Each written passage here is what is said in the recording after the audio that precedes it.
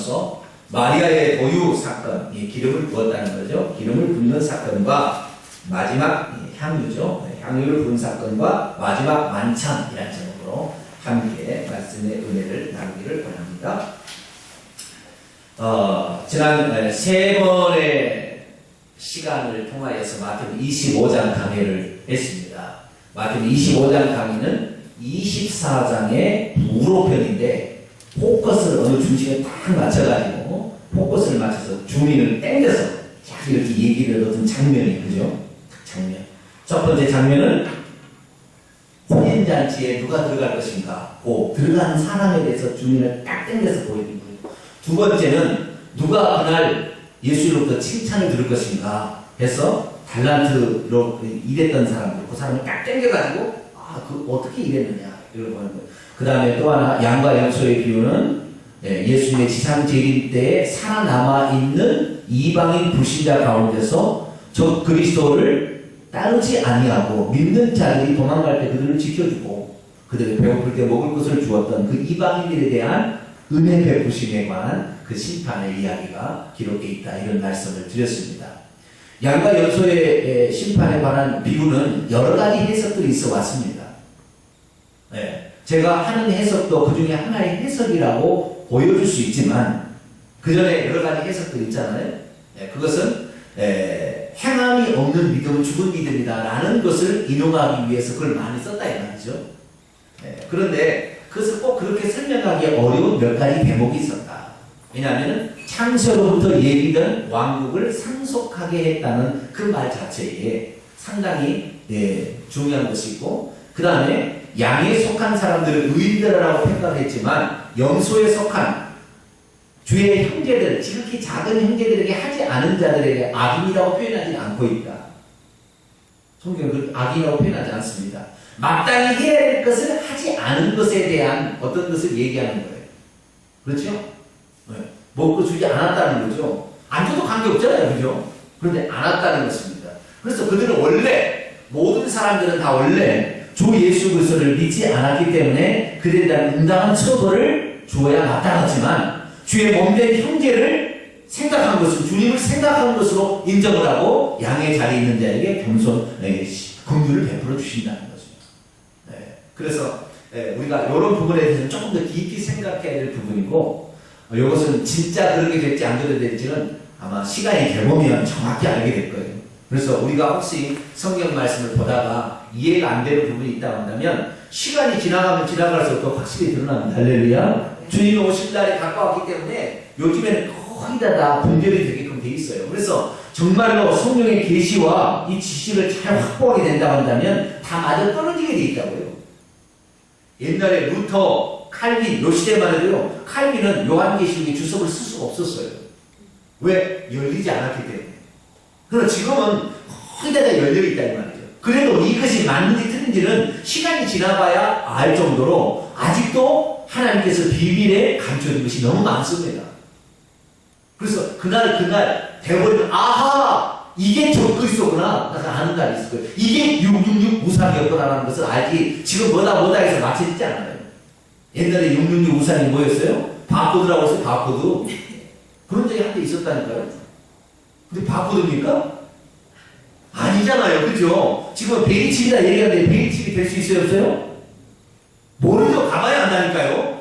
정확히 단정을 지으면 안 되는 거예요. 아시겠죠? 시간이 지나보면 아는 거예요. 제가 누차 얘기합니다만은 대사님과 후서 2장에 하나님의 성전에 앉아 자기를 하나님의 성전이라는 것은 이런 거물로 지어진 히에론이라는 것이 아니라 나오스라는 걸 통하여 네가 이 몸을 흘라 이 성전을 헐날 때 그 성전이 히에론이 아니라 나오스예요. 그렇기 때문에 이 나오스라는 것은 하나님의 그 거룩한 초소 하지만 하나님을 담는 그릇을 말하는 예수님의 몸이 하나님을 담는 그릇이었다고요. 그 다음에 너희 몸이 하나님의 성전인 것과 그때 하나님의 성전이라는 것은 나오스입니다. 우리의 몸이 나오스라는 거예요. 다시 말해 하나님을 모신 거룩한 초소다 이 말이에요. 그렇기 때문에 꼭 육체적으로 쉽게 말해서 지금 많은 사람이 생각할 때 예루살렘에 진짜 물질적인 이런 성전이 지어져서 거기에 저 그리스도가 앉아서 자기는 하나님이라 이렇게만 해석하기는 어렵다는 것입니다. 아시겠죠? 그렇게만 생각할 때 아니고 어떡하려고 그러는 거예요. 그렇잖아요. 성경은 얼마든지 가능성에 그 단어 원문을 찾아보면은 그 뜻이 다르게도 해석될 수 있는 여지가 많이 있는 거예요. 그래서 오늘날 종말론에 얘기해서 이것이 옳다 주장상 대부분 다 틀리게 돼 있습니다. 대부분 틀리게 돼 있어요. 그럼 우리가 전지전능한 사람이 아니잖아요. 저도 마찬가지고.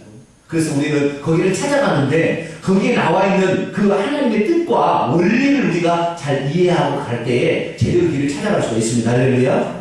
거기에 뜻과 이게 해석이다, 당신 틀렸다 이게 아니라 그 해석을 통해서 우리에게 주는 교훈이 우리의 삶에 신앙적인 좋은 영향을 미치면 좋은 거라는 거예요. 그래서 무조건 그것이 절대로 신뢰가 아니지만 아시겠죠? 그래서 우리가 항상 주님의 날을 오늘도 준비해야 돼요. 그래서 내가 말이죠, 보세요. 우리 몸이 하나님의 성전이라는데 여기서 내가 성전이 이 안에 누가 계세요? 성령이 계시는데 이 성령을 오늘도 성령을 주인 삼지 아니하고 지가 주인 돼서 사는 건 그가 적그리스도인 거예요. 그래서 요한일서에 나는 적그리스도가 나타났으나 라고 성경에 표현되어 있다고. 요한일서 읽어보면 그래서 오늘 우리도 얼마든지 적그리스도가 될 수 있는 거예요. 오늘도 본문에 등장하는 가룟 유다가 나오는데 가룟 유다에게 뭐가 들어가니? 사탄이 들어가니 사탄이 되어버린 거예요.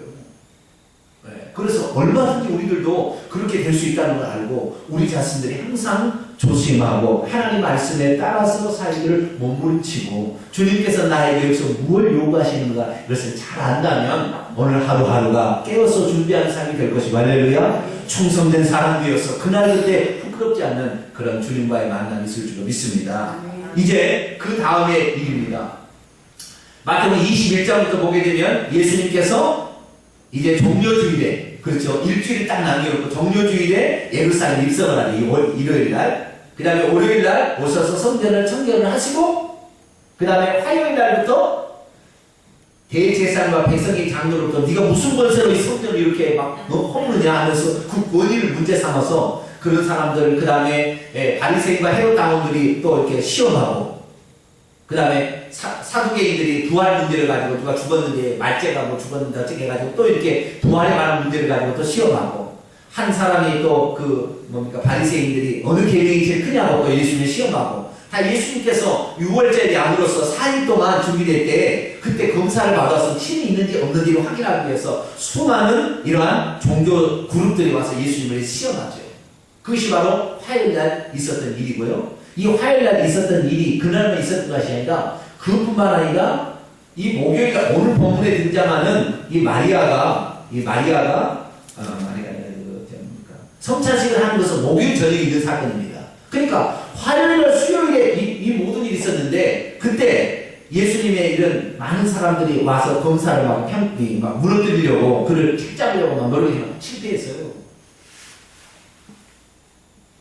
그리고 이 무화과 나무의 비유를 통하여 예수님께서 종말의 때에 그 성전이 어떻게 하나님을 버린 육신을 입고 오신 하나님을 버린 이스라엘이 어떻게 멸망받을 것인가가 마태복음 24장의 종말 그때 예수님이 어떻게 오실 것인가 종말에 관한 일들을 얘기하시고 25장에 더 크게 제자들만 불러다가 설명을 또 다시 또 해주시고 이런 장면이 돼요. 그래서 이 화요일날 수요일날 어간에 이 일을 한 거예요. 근데 대부분 화요일날 그 일을 했었다고 이렇게 지금 얘기하고 있고 수요일날 가룟 유다가 예수님을 팔기 위해서 대제사장이 찾아가서 이렇게 흥정을 하는 얼마를 나한테 줄 때나 흥정하는 것이 수요일날이다 이렇게 표현하고 그 다음 목요일날 넘어가면 분명해요. 목요일날 이렇게 넘어가면 그래서 이틀 오간에 또는 하루에 사이에 있었던 많은 일들을 우리가 지금까지 말씀으로 이렇게 봤습니다. 그래서 마태복음 24장과 25장은 예수님께서 마태복음에 강의했던 것 중에 크게 5개의 강의가 있어요. 그걸 강화라고 하는데 이 마지막 감람산 강화, 왜 감람산에서 예루살렘의 부활하면서 멸망을 얘기했기 때문에 그래서 감람산 강화라는 게 24장, 25장 이게 5번째예요. 첫 번째는 마태복음 5장부터 7장까지 산상순이 첫 번째 강화했어요. 두 번째는 10장에 제자들을 파송하면서 너희들이 비둘기처럼 지혜롭고 뱀처럼 지혜롭고 비둘기처럼 순결하라 뭐 한 얘기 있잖아요. 그게 두 번째 얘기예요.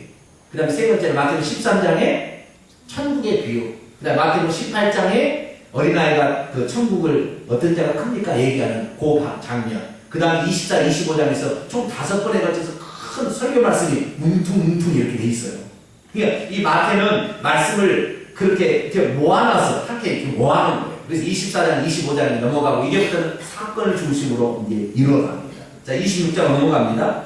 예수님께서 이 말씀 들으니까 원문에 이 말씀들을 마치시고 그의 제자들에게 이 말씀들은 뭘까요? 감람산 강화겠죠? 감람산에 올라가서 24장과 25장의 이야기를 마치시고 다르게 표현하자면 이 예수님의 강화 5가지를 다 말씀을 이제 마치시고 더 이상 강화가 안 나와요. 아시겠죠? 다 마치시고 그의 제자들에게 말하기를 뭐라고 얘기했냐? 네 번째 순환 예고를 합니다. 너희가 아는 바와 같이 이틀이 지나면 유월절이 다가올 텐데 인자가 십자가에 못 박기 위하여 팔리게 될 것이다. 수동태 팔리게 될 것이다. 넘겨주게 될 것이다. 이 팔리라는 파라디론이라는 것인데요. 넘겨주다, 배반하다, 팔리다 이렇게 해석이 되는 겁니다. 그래서 팔리게 될 것이다 라고 얘기를 했습니다.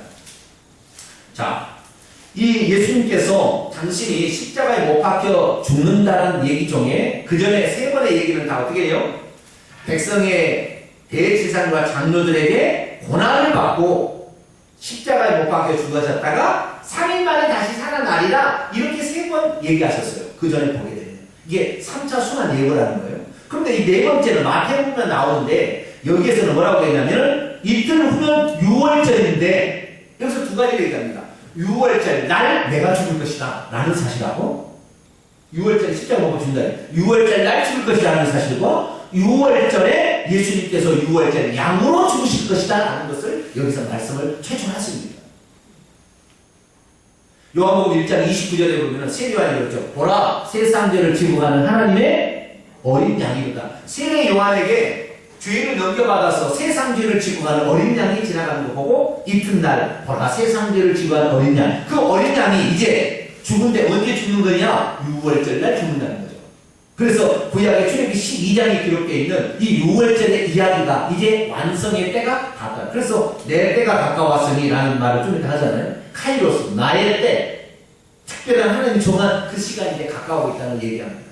여러분 하나 아까 읽었는데 물어보겠습니다. 제대로 읽었는지 안 읽었는지 뻔하는 시간입니다. 자, 예수님께서 6월절날 식사를 이렇게 하시고 그 다음에 6월절 식사를 마치신 다음에 성만찬을 제정하시죠. 새 언약을 다시 선포하십니다. 요때 6월절 양을 먹었을까요? 안 먹었을까요?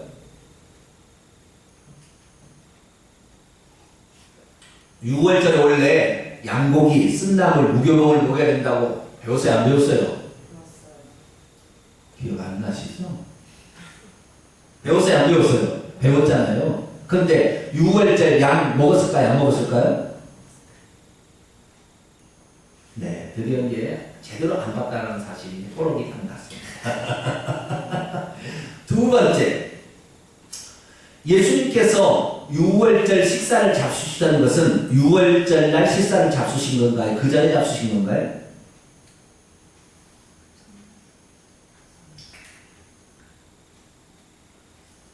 네.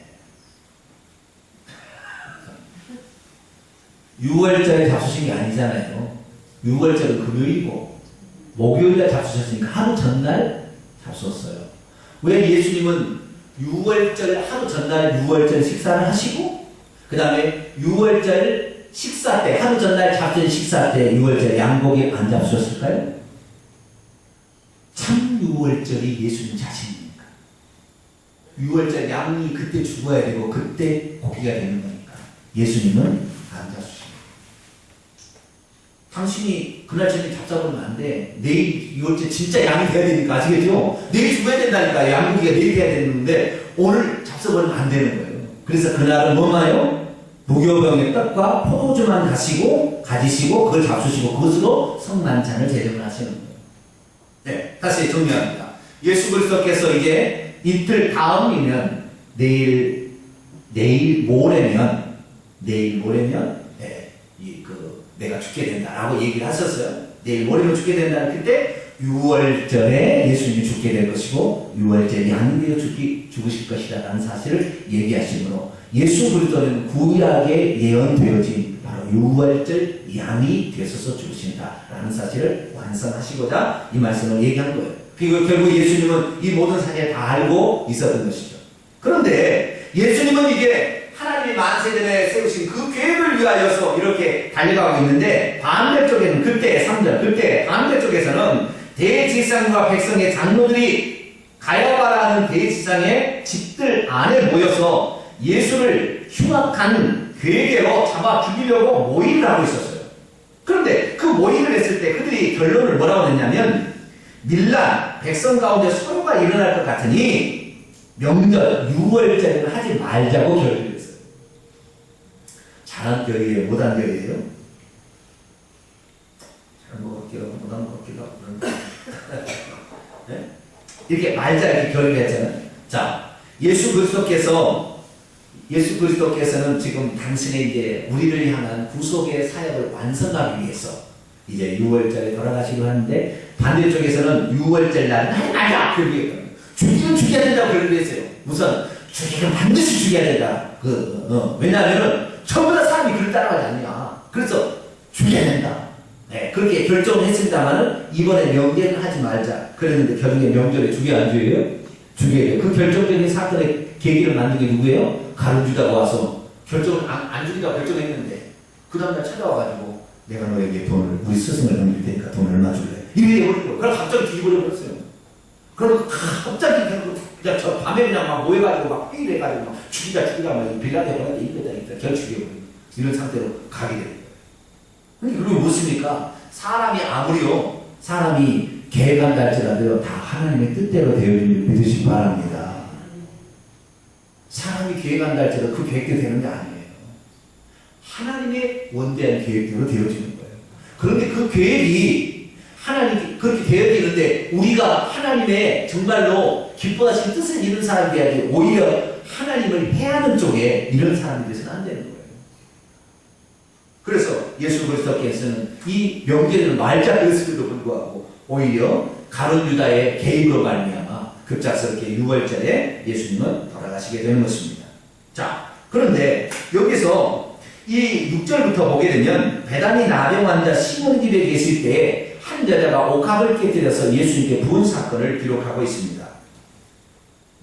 14절에 보면 가룟유다는 대제사장들에게 찾아가서 예수님을 어떻게 팔까 이렇게 협의를 하고 있을 때, 이렇게 하는데, 베다니 나병 환자 시몬의 집에 있었던 사건은 이 가룟유다 사건과 정반대죠. 정반대의 사건을 비교해서 놨어요. 그런데 이 사건은 이 마태복음, 마가복음, 누가복음, 요한복음 여기에 다 기록이 되어 있어요.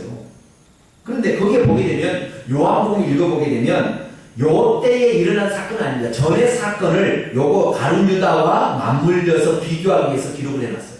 그러니까 이것은 어디냐면, 예수님 예루살렘 일상이 전날인 토요일에 있었던 사건이, 그 전주에 토요일에 있었던 사건인데, 그때 베다니 나병 환자 시몬의 집에 계실 때 한 여자가 찾아왔는데, 이 한 여자는 누굴까요? 마리아죠. 요한복음 12장 1절 보면은 나사로가 있는 그 집 마을에 마리아가 향목합을 가지고 와서 깨뜨리는 장면으로 나옵니다. 그때 예수님께 그 향유를 깨뜨리게 돼서 붓게 되는데요, 제자들이 그것을 보고 분개했지요. 왜냐하면 허비한 것으로 보였기 때문에. 그것을 만약에 그 옥합을 가난한 자들에게 줄 수 있도록 팔았다면 300데나리온 이상의 값어치가 나가는, 다시 말해 노동자의 1년 품삯에 해당되는 엄청난 양이었어요. 그것도 비싼 거였어요. 그래서 그것을 이 깨트린 거에 대해서, 허비하는 거에 대해서 제자들이 분노하여서 그 여자를 책망하고 있었어요. 그럴 때 예수님께서는 어떻게 하냐면, 보통 사람 같으면 이랬을 것 같아요. 두 가지로 얘기했을 거예요. 깨뜨려가지고 부으려고 할 때, 그만하면 됐다. 네 마음 받았으니 그것은 아껴놨다가 팔아서 가난자에게 주자. 그렇게 할 수 있을까요? 없을까요? 그럴 수 있잖아요. 그죠? 그 다음에 그 제자들의 말처럼, 그래 너희들이 말해보라.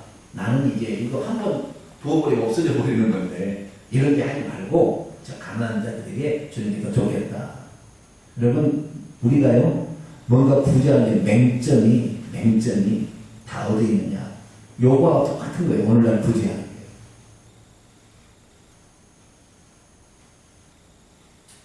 우리가 가난한 자들, 그 다음에 소외된 자들 도와야 돼요? 안 도와야 돼요? 도와야 됩니다. 안 도운 게 아니에요. 왜냐하면 예수님께서는 늘 가난한 자를 도우라고 바로 가룟 유다에게 맡겼던 적이 있었다고 성경 기록되어 있기 때문에. 그래서 가난한 자들에게 네 할 일을 하라 할 때 가난한 자들에게 팔아서 뭔가를 주라 하는 걸 알았다. 제자들이 그렇게 표현이 되어 있잖아요. 그렇기 때문에 예수님은 평소 때 자기가 들어온 것을 모아놓은 저축한 것이 아니라 그것을 늘 가난한 자들에게 도왔었다고 말해줍니다. 이게 예수님은 가난한 자들을 안 도와주고 이렇게 이 말을 한 게 아니라 나한테 그게 잘했고 가난한 자들에게 안 도와주는 게 좋다 이게 아니라 평소에 그런 일을 했었어요. 지금의 상황에서는 어떻게 하는 것이 가장 귀하냐는 것을 얘기를 할 거예요. 오늘날 많은 사람들이 무조건 가난한 자들에게 도와주기에 잘 됐다는 말 아니에요. 그 상황이 정말로 하나님을 위해서 그것을 드려야 될 상황이었는데 하나님께 안 드리고 가난한 자들을 도와주면 다 뭐예요? 가난한 자와 똑같이 그것을 이렇게 팔아가지고 그 돈을 착복하고 자기가 그것을 통하여 명예가 드러나고 인기가 드러나고 돈을 얻기 위한 수단으로 그렇게 할 수 있다는 것입니다. 인간의 그 속임수는 그 가룟 유다의 이런 생각과 똑같이 가는 거예요. 여기서 제자들이라고 얘기했는데 요한복음 가룟 유다라고 딱 못 박아서 얘기합니다. 가룟 유다가 분하여 이것을 300데나리온에 팔아서 가난한 자에게 주었으면 좋았을 것을 하겠는데 이는 가룟 유다는 도둑이라 저 속에 돈깨를 맡아서는 그 돈을 훔쳐가고자 하기 위해서 그렇게 했다라고 말하고 있습니다. 그렇기 때문에 오늘날 그리스도가 그게 충만되지 않은 상태에서 남을 구제하고 도우면 자기 자랑으로 끝나는 거예요. 주님 떠나게 돼 있습니다. 불교에서는 구제 없습니까? 다른 종교에서는 구제 없나요? 다 그렇게 가는 거예요. 그래서 우리는 오늘 구제하는 것도 무조건 구제가 아니에요. 우리 주님께서 어디에 지금 주님께서 마음을 쓰고 있는가를 알아야 돼요. 자, 주님께 다시 물어보겠습니다. 주님께서 예수님이 십자가에 못 박혀 죽으실 때에 향유 부은 사람이 있었어요? 없었어요? 죽고 나서? 시체? 없었어요.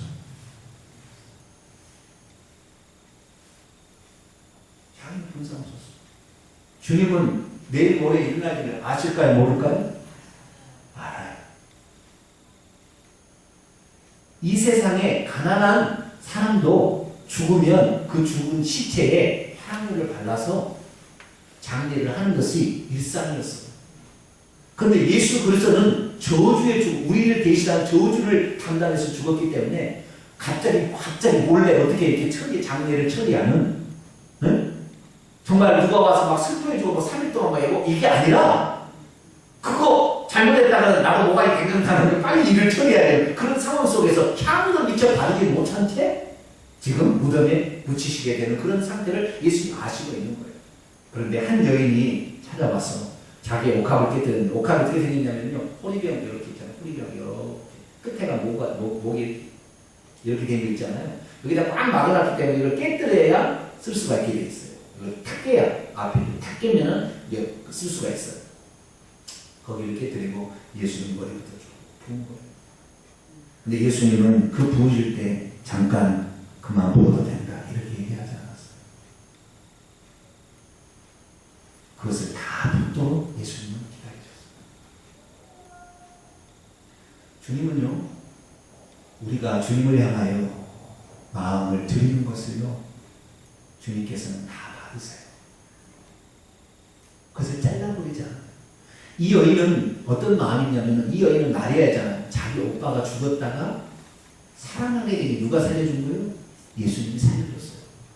그 다음에 여기 베다니 나병 환자 시몬의 집이라고 얘기했는데, 이 시몬이 마르다의 남편이었을 가능성도 있고 여러 가지 전적인 게 많이 있어요.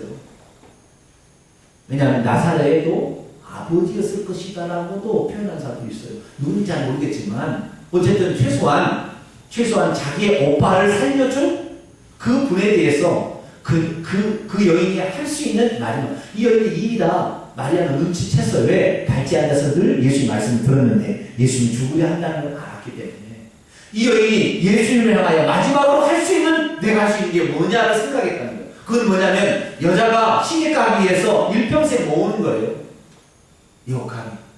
여자가 시집가기, 그거 깨뜨려서 결국에 팔아가지고 시집을 가는 거예요.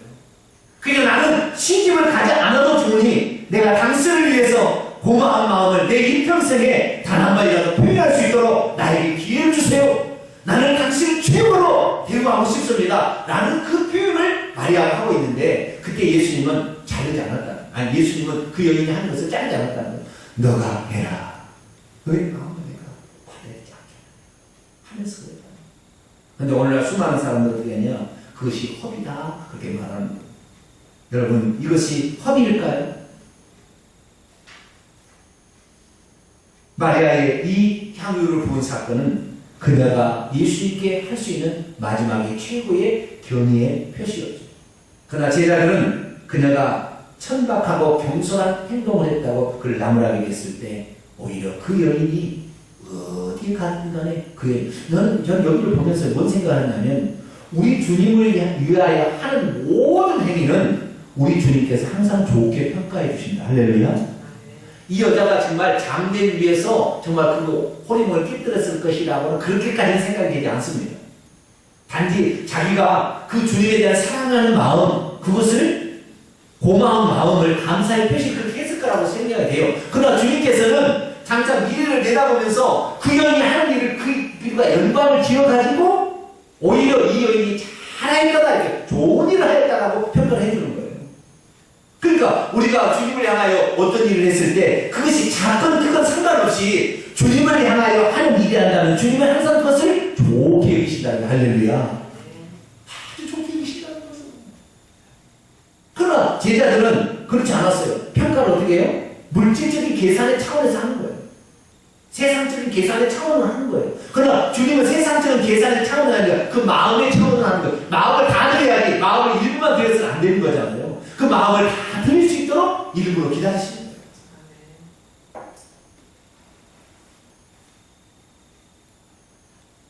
그래서 이 여인의 허비는, 이 여인이 만약에 허비라 한다면 지금까지 21세기 동안 수많은 사람이 주님을 위해서 자신의 것을 드렸어.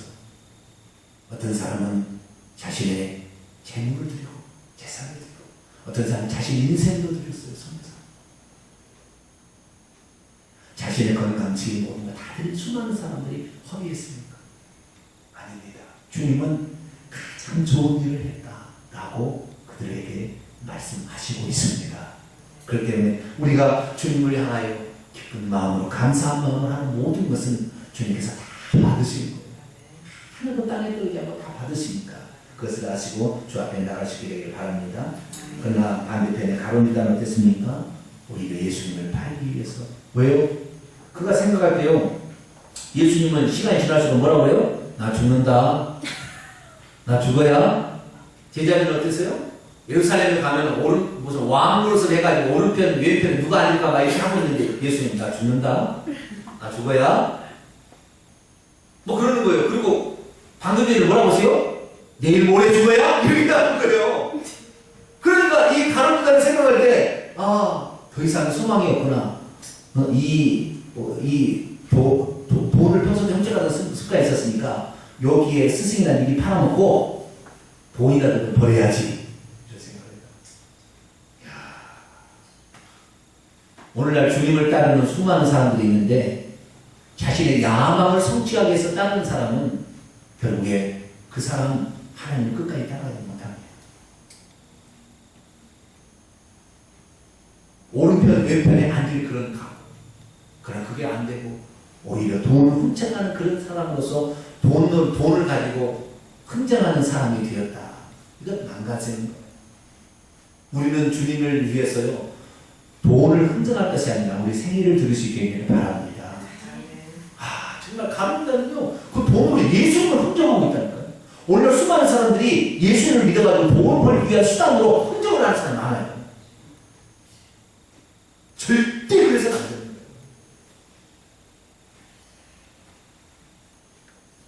예수님은 그럼에도 불구하고 그것을 모른 채 하고 있었어요. 그러나 나중에 그 사람이 자기가 하는 행위를 회개할 수 있도록 예수님께서는 유월절 식사를 준비시키신 다음에 그 다음에 어떻게 합니까? 여기 있는 사람 12 중에 누군가가 나를 팔게 될 것이다 하면서 얘기를 하시는데 이 떡을 지금 이 찍는 자 중에 있다는 거예요. 그러면 지금 그릇에다가 초와 비슷하게 해서 달콤한 뭐가 있어요. 그리고 거기다가 무교병에 떡을 찢어서 먹는 거거든요. 이렇게. 근데 여기 있을 때 거기에 누가 있었을까요? 유다만 있었어요? 네? 누구 있었어요? 자, 20절 봐봐요. 저물 때에 예수께서 12제자와 함께 앉으셨다는 것은 비스듬히 식사하려고 앉았다는 유월절 식사, 그 이스라엘의 식사의 그 모습입니다. 비스듬히 앉았대. 그들이 먹을 때, 누가 먹을 때?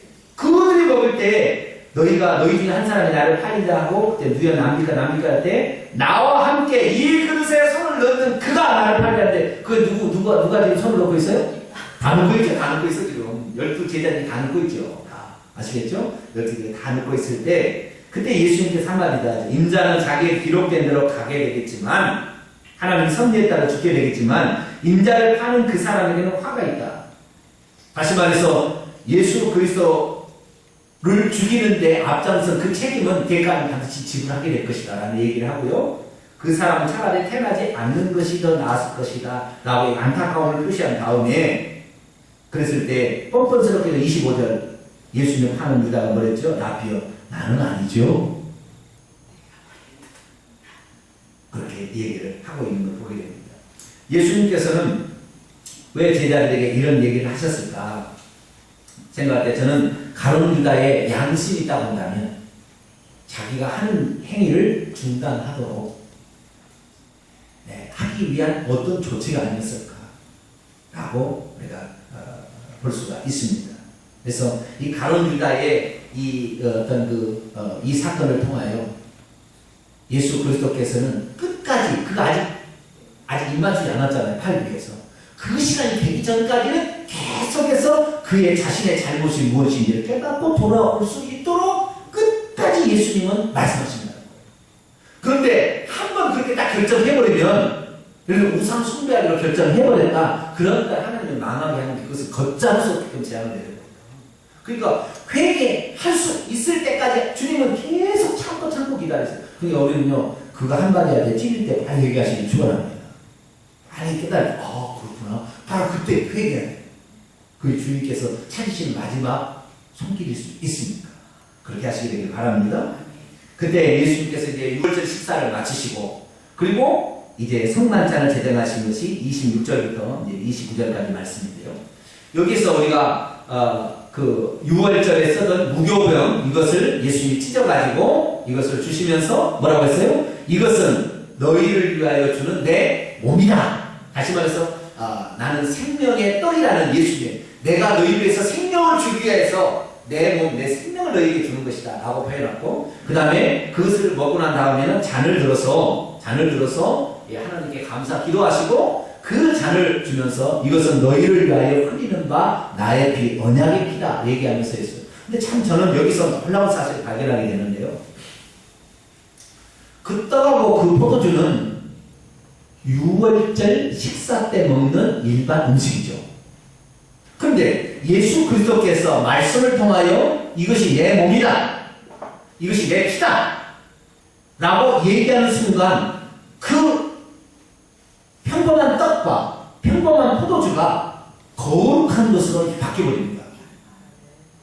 우리가 똑같이 일을 하고 주님을 위해서 일을 할 때는 어떻게 돼요? 거룩한 것으로 싹 바뀌는 거예요, 순간. 그냥 일반 떡이에요. 6월절에 먹는 떡이에요. 그러나 우리 주님의 말씀이 거기에 들어갈 때, 우리가 하나님 앞에요 뭔가를 위해 할 때 그 순간에, 그래서 저는요 이 예물을 드릴 때도 마찬가지예요. 이 예물이 드려지는 순간 똑같은 마늘이, 예를 들어 마늘이라고 합시다. 마늘의 가치는 똑같아요. 아시겠죠? 우유배트 가서 빵을 사나 마늘 가치는 똑같다니까. 그럼 마늘 가치인데 이것을 하나님 앞에 딱 드리는 순간 어떻게 돼요? 이것은 하나님의 나라를 세워가는데 예물로 바뀌어지는 순간부터 이것은 거룩한 것으로 싹 바뀌는 거예요. 할렐루야. 그래서 옛날에는요 예배 드릴 때 시간도 그랬어요. 여기다 땡 쳤어요. 왜 쳤을까요? 이 시간은 어떤 시간이다? 텔레비전 보는 시간도 있잖아요. 이게 있는데 여기다 땡 치면 어떻게 해요? 이제부터 시간이 하나님의 시간으로 바뀐다는 거예요. 할렐루야. 그래서 옛날 사람들 나는 이거 점도 하나 갖다 놔야 될 것 같아. 그거 아주 의미가 있더라니까요. 그게 그냥 땡 친 줄 알았더니 땡이 아니라 땡 하는 순간 그들까지 막 서만 아이 집사님 왔어요 막 인사하다가 땡 하는 순간 생각이 하나님께 집중이 딱 되잖아요. 그잖아요. 할렐루야. 네. 그러니까 이 시간을 딱 바꾸라고 땡 미쳤다는 거예요. 나는 새벽에 저걸 외친지 몰랐는데, 예, 제가 영수교회라는 그 전임 변호사님인데 그 목사님 그걸 가르쳐 주더라고요. 그래서 그런 키모한 깊은 의미가 거기에 있었나.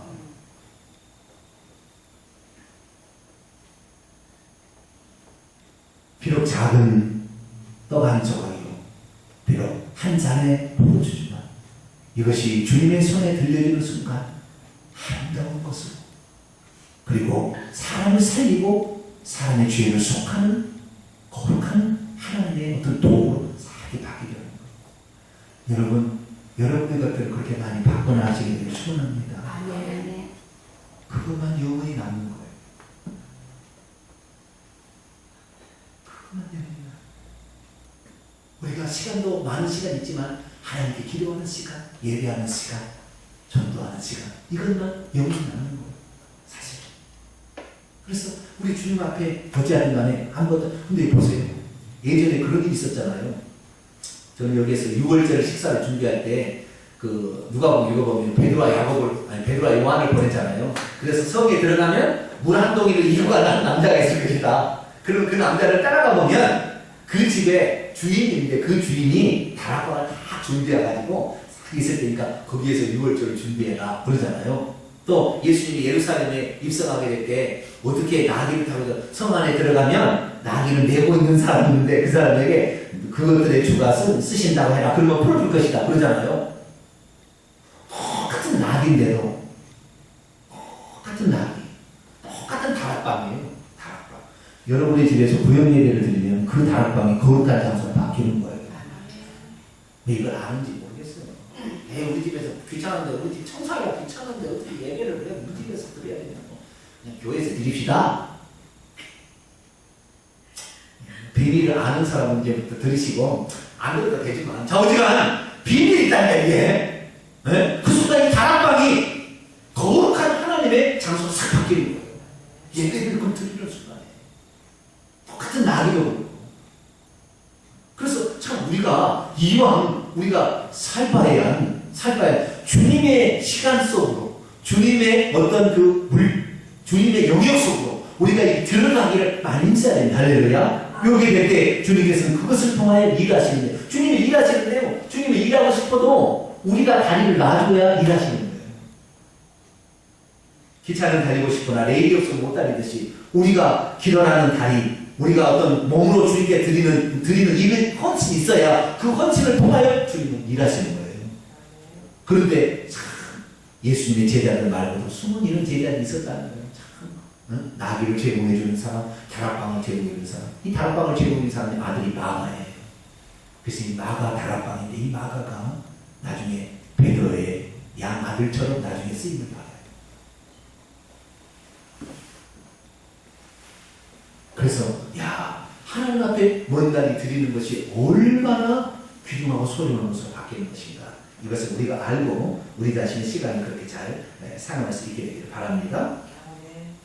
자, 그리고 그 다음에 이제 예수님께서 한마디 더 하시는 29절 보니까, 그러나 너희에게 이르노니 내가 포도나무에서 나는 것을 이제부터 내 아버지의 나라에서 새 것으로 너희와 함께 마시는 날까지 결코 마시지 아니하리라. 이건 무슨 말입니까? 예수님은 이 포도주를 6월절 식사 같은 이 식사를 다시 한다 안 한다? 안 한다. 제일 마셔서 아버지 나라가 도래할 때 그때 다시 한다는, 다시 말해서 다시 안 한다는 말은 예수님이 산다 죽는다? 죽는다 이 말 아시겠죠? 이건 내가 죽는다라는 것을 말해요. 그러나 이것을 너희들은 계속 하라고 그랬잖아요. 내가 올 때까지 너희들 하라고 그랬잖아요. 그래서 이건 아까 받아 마시라, 그 다음에 떡을 먹으라, 이것은요 계속해서 하라는 말이에요. 원문에 보면 계속해서 그렇게 하라는 거예요. 우리는 그것을 계속해서 하는 거지만 예수님은 그것을 하지 아니하고 이것으로 끝내고 나는 죽는다는 거예요.